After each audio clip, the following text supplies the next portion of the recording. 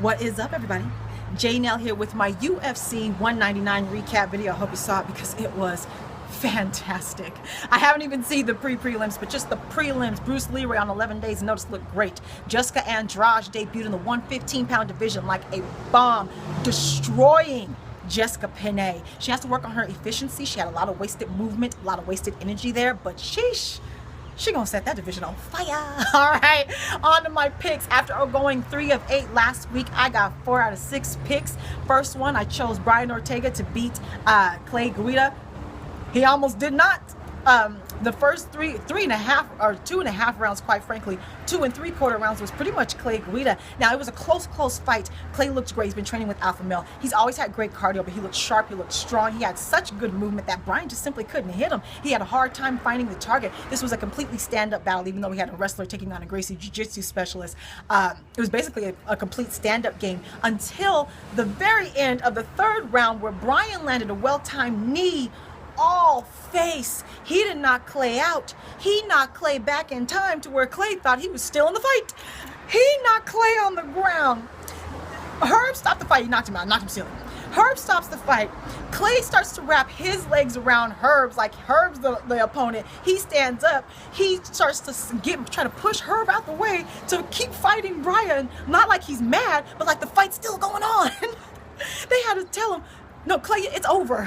Clay, it's over. He knocked him silly.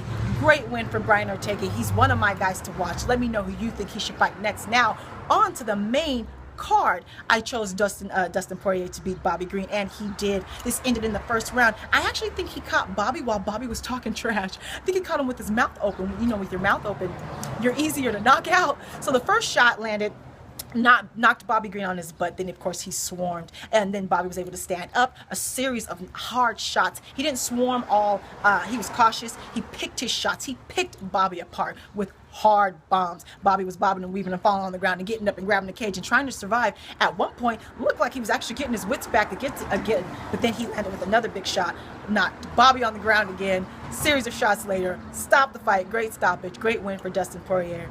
Who do you think he should fight next? Next up, I did not get this pick, and I couldn't care less. I was rooting against my pick the entire time. I chose Hector Lombard to beat Dan Henderson, and he didn't. He won the 1st round, though. So first it was Dan who actually connected with a hard shot, but then Hector actually connected immediately with his hard shot, and his hard shot knocked Henderson on the ground. Then he swarmed. Then Henderson pulled out every single old wily veteran trick he had. He was holding and bobbing and moving and wrestling against the cage and trying to hold, and he survived that 1st round. I actually thought the ref was going to stop it a couple of times, but he didn't. 2nd round came out. I'm sorry, Hendo landed a kick. It was blocked, but you could tell it kind of threw Hector off a little bit. Then he came back up with the reverse elbow. He knocked Hector out 3 times. He knocked Hector further and further and further into the darkness. First, the back elbow, which I believe knocked him out, dropped Hector, his hands to his sides. He's out. Then the next elbow coming down across the face, bounced Hector's head off against the canvas. He's still out. He's further out. Then Herb comes in at the same time as Hendo's throwing another elbow, because the elbow actually comes in over Herb Dean's arm, connects cleanly again with the face against the canvas. He's further into the darkness. The crowd went crazy. I was going crazy. His family was there. They came into the octagon. He said this might just be his last fight. What a way to go out. If it is, thank you, Dan Henderson. Hendo, great job. Next up, my boy, Max Holloway. He beat Ricardo Lamas, and I got that pick, and my boy's getting better and better. He's looking better and better. He's even looking a little bigger. He's 24 years old. He might still be growing. He's a little bit thicker. He looks a bit taller.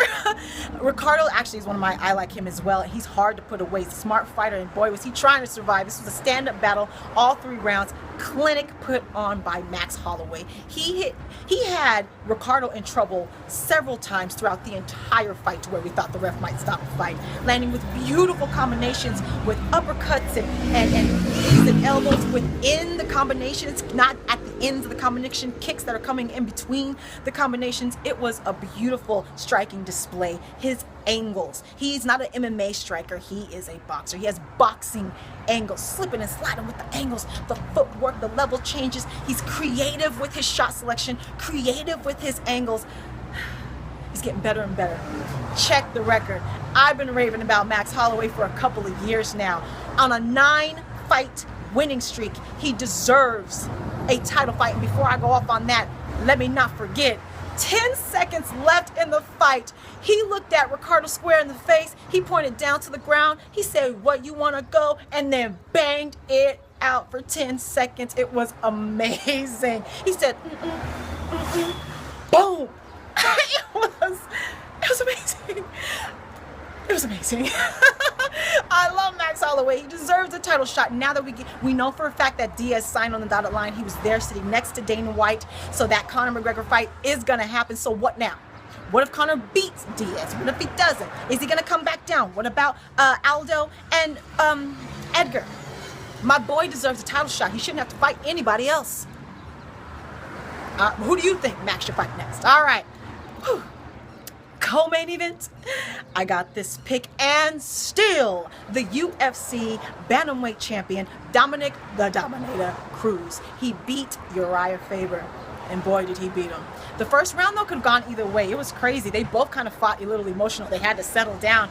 Dominic was actually initiating the wrestling. They both got takedowns. Urijah got a nice slamming takedown. They both landed nice hard shot. Urijah consistently landed the harder shots because he's just kind of the more powerful puncher, but Dominic landed, of course, more in frequency. And from round 2 to the rest of the fight, it was a unanimous decision. 2 of the judges gave him all 5 rounds. From round 2 though to the end, it was a movement clinic, a beautiful display of uniqueness. You cannot get a read on Dominic. You don't know where he's going to move next. He has no patterns. He has no tells. He holds his head in weird positions. Every time Urijah would try to counterpunch or even initiate a brawl, he wasn't there. Dominic wasn't there. He would come in, he was walking down Urijah. So you would think he's walking him down. Urijah would be able to get a counter shot or something, but then he would throw a couple of shots and tat up Urijah, and then Urijah would swing back, and he wasn't there. He just simply wasn't there. And he was quicker, he looked stronger, he was cut up more. I know he says there's no ring rust. I think you're just so good, Dominic, that you beat TJ with your ring rust, because you definitely look sharper. You look sharper, you look stronger, you look faster, you look bigger. Everything. He looked great. He looked fantastic. Incredible. So I don't know who's going to be next for him. TJ's fighting Rafael Assunção. Mighty Mouse, of course, is fighting Reyes. I think they're going to get him that Anderson Silva record. I hope he gets it. But they're already talking about the super fight, and I kind of am now too, because I want to see that incredible movement against that incredible movement. Dominic has a win over Mighty Mouse, but that was years ago, and Mighty Mouse ain't that Mighty Mouse. So incredible, Dominic. Incredible.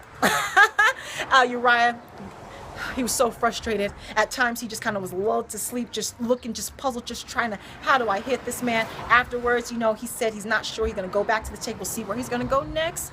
I don't know if he's going to retire or not. He gave a shout out to his boy, Cody No Love, of course. So who knows what's next? What do you think should be next for Urijah Faber? He is one of the pioneers of the UFC. Yeah. Main event. I lost this pick, and I couldn't care less. And new UFC middleweight champion, Michael the Count Bisping. This ended in the first round. They were going back and forth. Luke, California Sunshine, looked a little too laid back, honey. He even admitted himself he probably took him a little lightly, but that takes nothing away from Michael, because Michael had the right mind frame. He went after Luke in this fight. He just had that determination from the moment the bell rung. Luke was trying to find his range with the kicks and things like that, trying to fill him out. Michael wasn't trying to fill out nothing, honey. He went after Luke Rockhold. He actually missed with the right, came with the overhand left that connected, came with, knocked him on his butt. Luke stood back up, was kind of swirling. He came with another overhand left, with knocked him up against the cage on the ground, then a series of unblocked shots to his head like a punching bag. He knocked Luke Rockhold out. Sleep. He slept the champ. And new. Michael was right. Every fight is different. This is so, at 37 years old, even I, Michael, my bad, I've called you a gatekeeper. I've said that the upper echelon has passed you, that you can't beat a white man, that you can't beat even a Jacare. My bad. My bad. And I'm inspired by what happened. You are an example. If you keep trying, if you keep working hard, you can achieve. 37 years old, taking out Luke Rockhold. After being taken out by Luke Rockhold, they're 1-on-1, baby. Congrats, Michael. Congrats. Follow me on Facebook, Twitter, and Instagram, where I will have 15-second recap and prediction videos. Let me know how you did on your picks. Let me know any injury updates. Subscribe, like, talk to me. Take care, and goodbye.